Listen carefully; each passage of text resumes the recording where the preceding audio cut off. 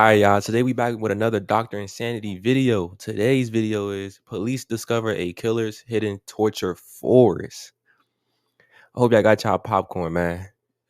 Like, comment, subscribe, turn on post notifications. Let's get right into reaction, man. Let's go. Oh shit. SO389 dispatch. I've located the body. The scene's about 50 yards on a trail. This lone cop just discovered a dead body in the middle of the woods. What is that? Sounds like it's heading this way. 5 feet from the knife, up top of the body, carving the blood of the place. 10-4, signal 7. Please send another unit to my location. What he doesn't know yet is that the lifeless man in front of him has been tortured for hours by the twisted man hiding in this very forest. Whoever did this, that's fresh. There's a little eyeball right here. There's some creepy shit right here. Smell this right here. You don't smell gas right here? Yeah. Are they gonna torch him? I'm not sure what it is, but I've got movement east of my location in the woods. There's something moving around back this way. He carries 3 or 4 knives on him. He thinks he's Rambo. You're what? I'm just like God. Oh, nah. Oh, no. Oh, no. I don't like where It's this is December 23rd, 2022, and Officer Azure has just received a 911 call from a distraught man reporting that he's found his best friend's lifeless body in the middle of the Lake Jackson forest. Officer Azure, along with a group of first responders, quickly arrive at the scene. That's my friend, man. Okay, y'all stay right there. Here they encounter Jamie, the 911 caller, and his best friend Robert, both of whom urgently want to show the officer where their dead friend is. Considering the serious circumstances, Officer Azure decides to follow Robert into the forest despite being alone.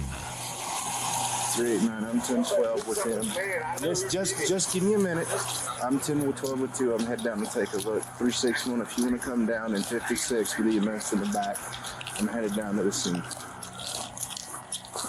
We're gonna go back that way about 50 yards. Okay. 50 yards.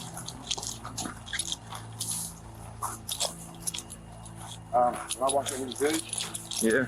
knife was laying on the ground. There's no blood on it. Did you touch the knife? I did pick up the knife. Okay. Well, we're gonna need to get fingerprints from you, okay? No problem. I walked by the tarp, and you couldn't see James. Okay. And then Alan walked by the tarp and goes, "What's that?" And he picked the tarp up with his sticky gun in his hand, and James was laying there face down, and I dropped the knife and we left. Okay. All right. Well, we're gonna need to get a very detailed statement from you, okay? Yes, sir. Just because. I understand. Well, the thing is, I'm not accusing you of anything, but you have to be ruled out. You see what I'm saying? 100%. At this point, the officer can't yet confirm Robert's story, but with a dead body reported, he has no choice but to push deeper into the woods. However, alone with a suspicious man he's just met and a killer who could be lurking nearby, the officer knows he must proceed with extreme caution. All right, you just hang on down right here for me, okay? Let me get up there and take a look. You better than that. Which one? Right here, please. Oh, shit. Okay. And then you please look in that back stand, please. All right. Where's the knife? The knife is on the left-hand side of him. Okay. Laying on the ground. He's got a white belt. Okay. Just hang out there for me, okay? Yeah.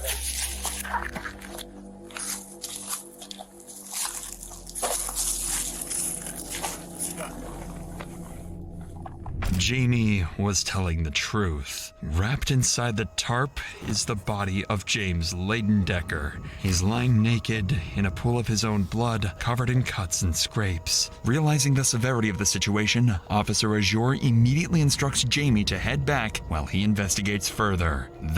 Bro, I just can't, I can't imagine, walking into the woods and seeing my mans wrapped in a tarp like that. I couldn't, bro. That's some traumatizing shit right there.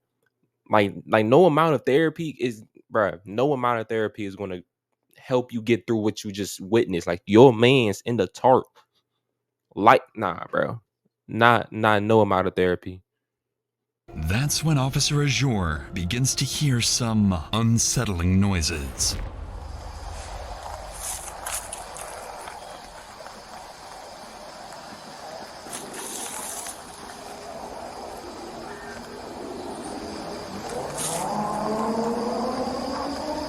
I'm not sure if it's a person or I'm not sure what it is, but I've got movement east of my location in the woods. Sounds like it's heading this way.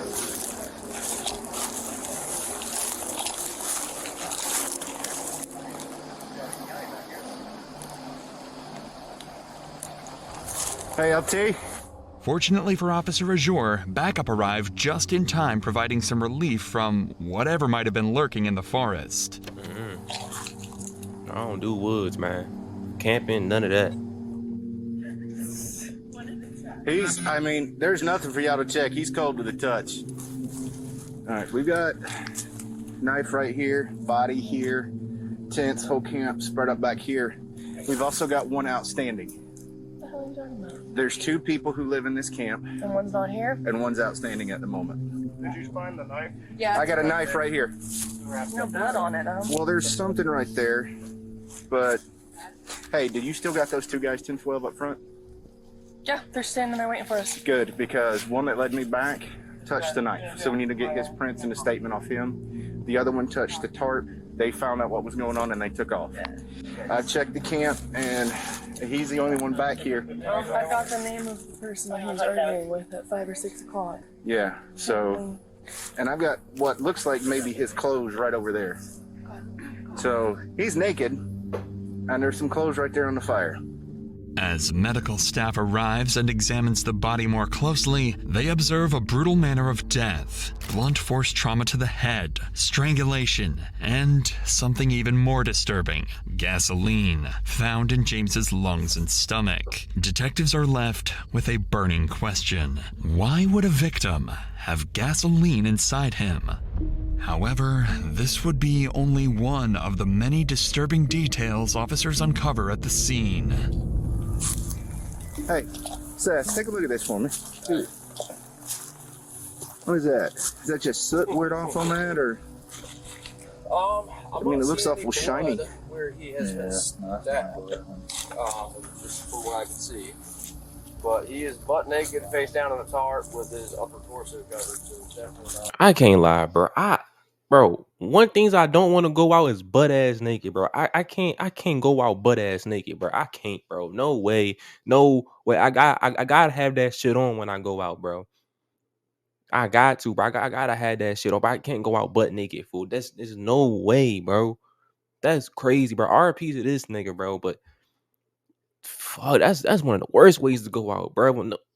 Man, maybe I'm worried about the wrong shit right now. But I'm just saying. And definitely somebody putting weird. So I don't know what his face looks like. If he was stabbed in the neck or the face, the blood may be hidden by the tarp. I'm not seeing any obvious blood. Apparently the witness picked up the knife, and the knife has like a rope string around it. There's blood on it. Yeah, the tarp's brown, but there's blood all over the tarp, like blood splatter. It looks like, I mean, he was moved post-mortem. You can tell by the way he was dressed. Oh, he's got his fucking leaf in his ass crack. Yeah. That's hollow down below, you see that? Yeah. That's crazy. Almost looks like the carbon odor. This in the one eye. You see that? Fucking nuts. Right there. Smell gas.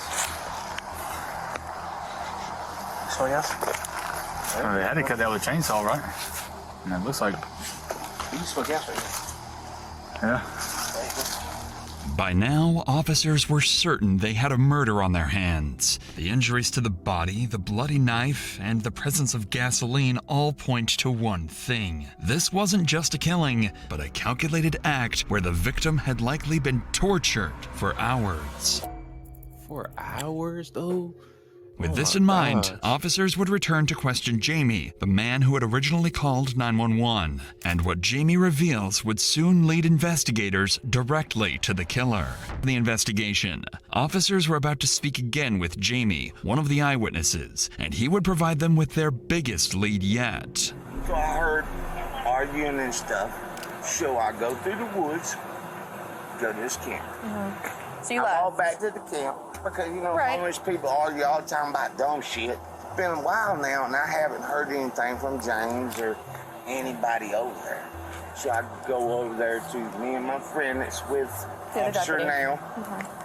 Go over there, right? So when I walk get to a certain point, I see a tarp laying there beside this tree, which is never there.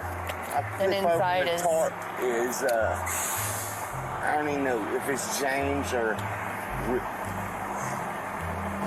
All right, well, we're gonna get it figured out, okay? Do you know James' last name? Do you know James' last name? No, ma'am. No? I'm talking about the person who did this, because I know who it is. Dusty McDonald. It lives right up. He just got the complaint this morning. Man come down there with a hatchet, threatening, chopping shit up.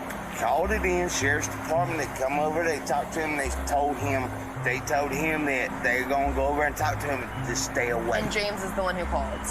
No, ma'am. Who called this morning? Rick. Okay. Do you know Rick Rick's is last the one name? who stays there. Okay. No, ma'am, but Rick is the one who stays there. James is a friend of everybody's, but he was staying up there with Dusty. According to Jamie, a man named Dusty McDonald had attacked another man, Rick, with a hatchet earlier that day. Police were called but were unable to locate or confront Dusty at the time. While this incident was concerning, it wasn't enough on its own to establish Dusty as a primary suspect. Until nearly every witness interviewed pointed to him as well. Eventually, officers had gathered enough statements to justify bringing Dusty in for questioning. All they needed now was to find him. As police began searching for Dusty, other officers on scene would sit down with the two 911 callers to piece together a timeline. According to them, the day had started with unsettling signs that something was off. Okay. We both went down there. We live right here. Okay. We wanted to go check on our family. He's wrapped up in a tarp. Okay. Sir, we came back I heard arguing earlier, right? We know who was down there, sir. Arguing. Okay. So I walked down through the woods. I seen Dusty have James on the ground. He was saying, you shouldn't talk shit about this and that. You know what I'm saying? I heard, like, oh, they just getting shit out, you know what I mean? But I never hear nothing from over there no more. I'm like, you know Dusty's real name or? Dusty McDonald. Did you say that James called them today and said, hey? Nope, Rick. Oh, Rick called. Rick. James was there. Oh, when Dusty went over there and cut his tent? Cut him up, threatened with a machete, cut his tent up, all kind of shit. They called the police. Called the police, made a report, and the police just said, stay away from him. There's a tarp laying beside a tree that's never there, because I live here, and I took this stick and went. When I flipped it up, I seen legs. Based on these witness accounts, officers now have a fairly detailed picture of what likely unfolded just hours earlier. They also have a lead suspect, Dusty McDonald, a name one of the officers happened to be familiar with. I think they already brought up his name, but Dustin McCormick. Yeah, Dusty. Dusty, yeah, supposedly general in some militia, come down there this morning with a machete and started hacking up some of the tents so he wanted to clear the area. That's outstanding. Yeah, they said this guy Dusty left from over here like later in the evening. By now, it was clear Dusty had likely been involved in the murder, and with Jamie and Robert's statements in hand, police began piecing together the sequence of events leading up to the brutal killing. Earlier that day, Rick, another man who lived at the camps, had called 911 claiming a Dusty McDonald had slashed his tent with a machete while searching for a man named James, even threatening him in the process. Later that afternoon, Dusty managed to find James, and witnesses reported hearing arguing from the camp. When they checked to see what was going on, they saw Dusty on top of James, wrestling and yelling. It didn't appear to be anything more than a heated argument, so they returned to their camp. However, hours would pass, and nobody had heard from James. Robert and Jamie began to worry and decided to go looking for him, and that's when they found a blue tarp covering James's lifeless body. Nearly all witness accounts lined up perfectly with this timeline of events, making the next step for officers clear: arrest Dusty and bring him in for interrogation. Fortunately, since officers had begun the work of locating him earlier that day, they already had Dusty's address. Soon after, they surrounded the house, ready to move in. I don't know if that's him, but there's somebody. Sheriff Office, put a knife down, man. Come on out. Come on out. Come on out. I don't have anything in my Okay, hands. come on. Please, I don't Come have on. anything in my hands. Come on out. I'm right here, sir. Come on out. Dude, I'm right here. Dusty, Okay. Dude, yeah. turn around, put your hands behind your back. Dude, the man just tried to light me on fire, dude. Y'all know what happened down there. That man tried to light me on fire, man. It's all on surveillance, dude. Listen, Dusty, you try to do things stupid, the dog's gonna bite you, you understand? Not even armed, dude. Look at that. Hey, bro, they got the canines, bro. Just listen. Sir, Just listen. sir, man just left my house and man tried to murder me down there and light me on fire. Dusty's behavior would be bizarre from the start, immediately insisting that James tried to set him on fire and that the officers, quote, already know what happened down there. Whether he's trying to claim self-defense or is just completely unhinged is anyone's guess. Sorry, walk this way, man. Yeah, dude, sir, you know what happened down there. That's what we're trying to figure out. Dude, man tried to light me on fire as I came. Okay, just listen. Okay, We've got one side. Right? That's why you need to come with us. Okay? I know you are. With the supposed killer in custody, officers concluded the disturbing on-scene investigation and began preparing for interrogation. If Dusty was their killer, given what had been done to the victim's body, it pointed to someone deeply disturbed. That suspicion would soon be confirmed. Bro, what is... Oh my By now, gosh. It's a Dusty lot. had already raised serious concerns. He had slashed Rick's tent and threatened him. On top of that, multiple witnesses had just reported seeing him argue with James hours before the murder. However, despite how clear things seemed, there was one major complication. Dusty was claiming self-defense. He alleged that James had thrown gasoline on him and threatened to set him on fire. This wasn't a claim detectives could easily dismiss, especially given the distinct smell of gasoline at the scene, meaning there was a possibility he could get away with his crime. Even though it's clear who's behind the murder at this point, Dusty's story now carries a shred of credibility. Detectives have one goal: to break that story, either by disproving his self-defense claim using witness statements, or, ideally, by getting a confession. Either way, the investigation is about to get a lot more complicated. Oh, To man. move forward, detectives start by bringing in people from the encampment who knew Dusty well and interacted with him regularly. If Dusty had a pattern of violent behavior, these individuals were the most likely to have seen it firsthand. My goal here is to kind of get, from your perspective, kind of what you saw, what you heard. He ain't really been fucking with me at all. I ain't never had no cross words. He's always insistent, oh, come up there and do your laundry and all that. You know, get a shower, that's what it was. Come and get a shower, come get a shower all the time. So I fucked up and got son. Come up there and get a shower, that's what it was. Come and get a shower, come get a shower all the time. So I fucked up and got a shower and get him $2 afterwards. You know, just a gesture. Rick explains that Dusty often offered showers and laundry to homeless individuals in the area, sometimes charging a small fee. This catches the attention of detectives. These seemingly generous acts may be a part of a larger pattern of manipulation, a way for Dusty to assert control over the homeless community. It's a detail that could support their efforts to build a stronger case against him. I tried my best to get along with him. You know, he had a shower that we all used, you know, sometimes try to keep him good with him for those reasons and stuff, you know. Yeah, I get that. Never, my wildest dreams that I think he was capable of murdering, that's the honest truth. I was just over there basically using his necessities like we all were when we got a chance to, you know, shower, usually offered it. That's his way of making friends with us, I think. I had stayed with him before and he kicked me out of the phone. He said, you gotta go. So I left.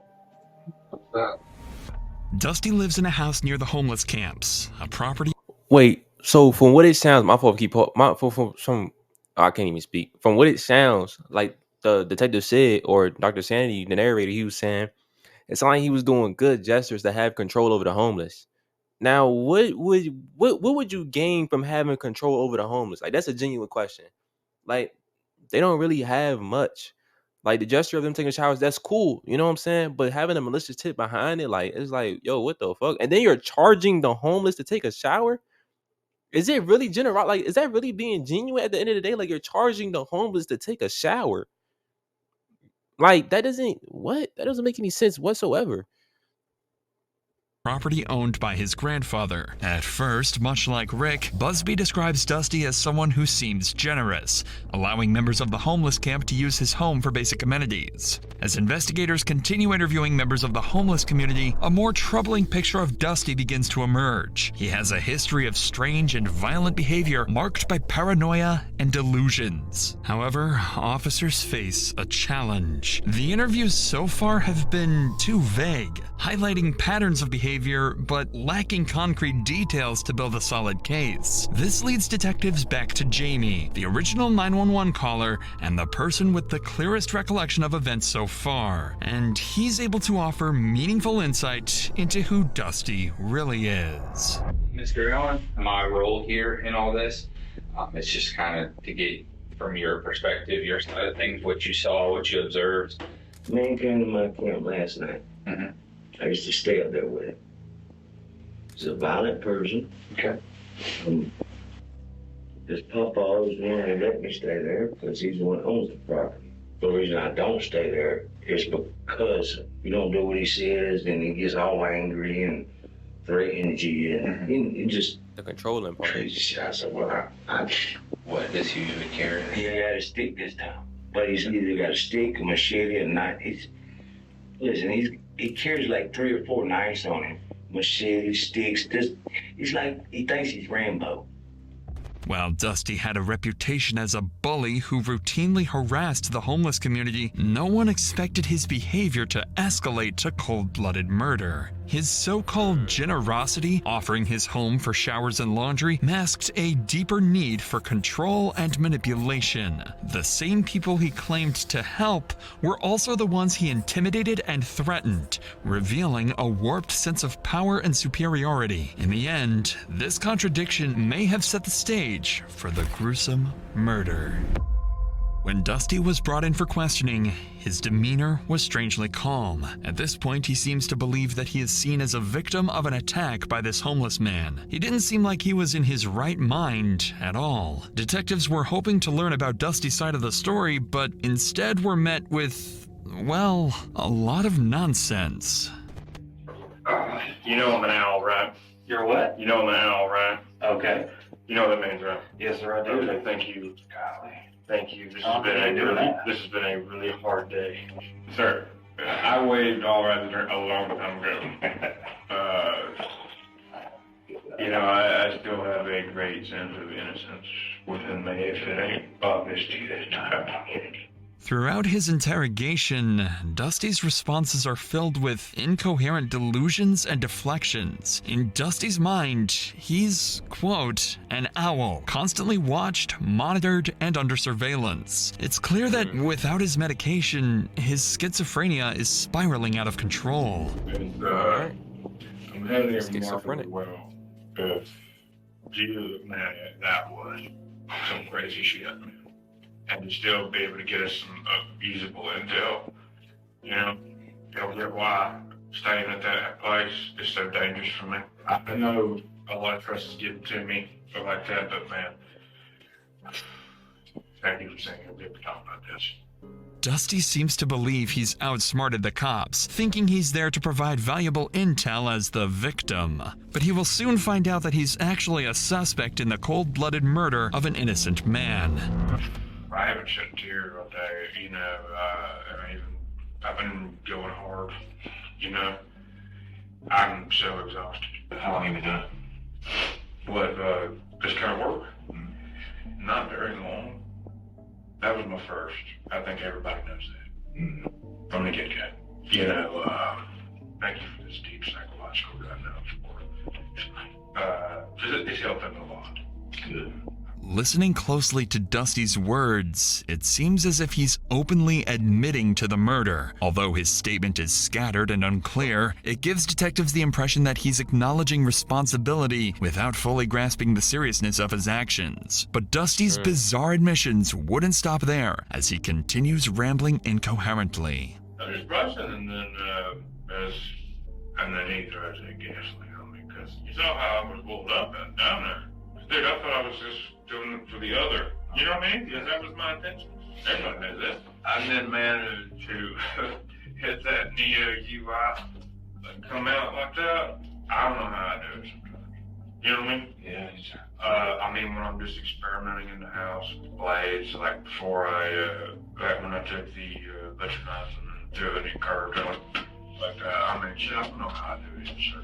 I just know with my beautiful mind that it's a three-way. Yeah. You know, it's the photographic, the audiogenic intake, and then the living genetic. Yeah. You know, if y'all don't ever think I'm so amazed that I'm just like a god. Okay, but buddy. I Yeah. never thought it would be something like that. But my God, what that thing was. While Dusty's ramblings could be interpreted as an admission that James was his first murder, the statement is buried in a mix of delusions about retinoids, his photographic memory, and other incoherent claims. The detective picks up on this and pushes further, trying to separate fact from fiction in Dusty's fractured account. For me to verify everything that I Yes, sir. can see elsewhere, I'm trying to. I know you're not mad at me. That's just I don't want you to think I'm asking questions. Others like think my personality is I can't talk to people. I can, Bro. But I don't want you to think I'm being an expert. I am very relieved that we were having this conversation. Dusty claims he's not mad and that people don't understand how he communicates. This shows he might have a twisted view of himself, possibly because of paranoia, delusions, or mental illness. What's strange is how calm and relieved Dusty seems. Most guilty people would be nervous or scared during an interrogation, but Dusty is different. He seems to still believe he's the victim and doesn't grasp the seriousness of his actions. Instead of taking responsibility, he thinks people just don't understand him. This becomes even clearer when Dusty asks one final question to the detective. Will I be able to go home? I'm going to figure that out. Yeah, because am I going to jail or we're going down to dance? We're going to have to figure that kind of out because you know how this thing kind of goes from here. I guess. I'm going to come talk to you about it just a little bit, okay? After this bizarre exchange, the detective had heard enough to know it was time to wrap up the interrogation.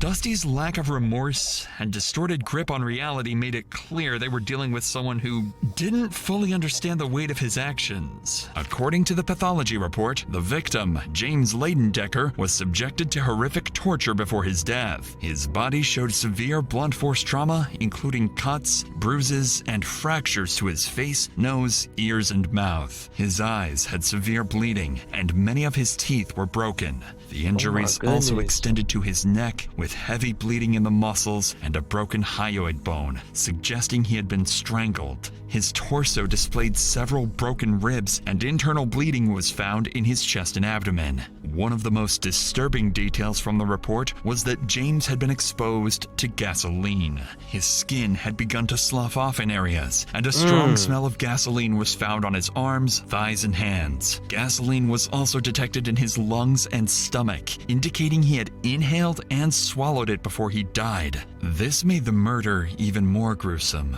Dusty was processed for forensic evidence and transported to the Leon County Detention Facility. The witness statements, his vague confession, and the forensic evidence from the scene were enough to formally charge him. Dusty McDonald was charged with 1 count of first-degree murder, and as of this video's upload, his case remains ongoing.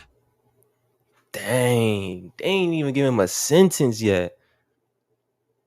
Nah, that cause it's yeah, nah, just put him behind bars, bro. It's like it doesn't like for you to argue with someone doesn't give you the right to torture them. Nigga. What the fuck? Why would you? I don't what you nah, bro. Nah. That shit, wow. This is crazy, bro. If you enjoyed the video, man, like, comment, subscribe, man. Turn on post notifications. Keep God first. Chase your dreams. I love y'all. See you next video, man. Peace.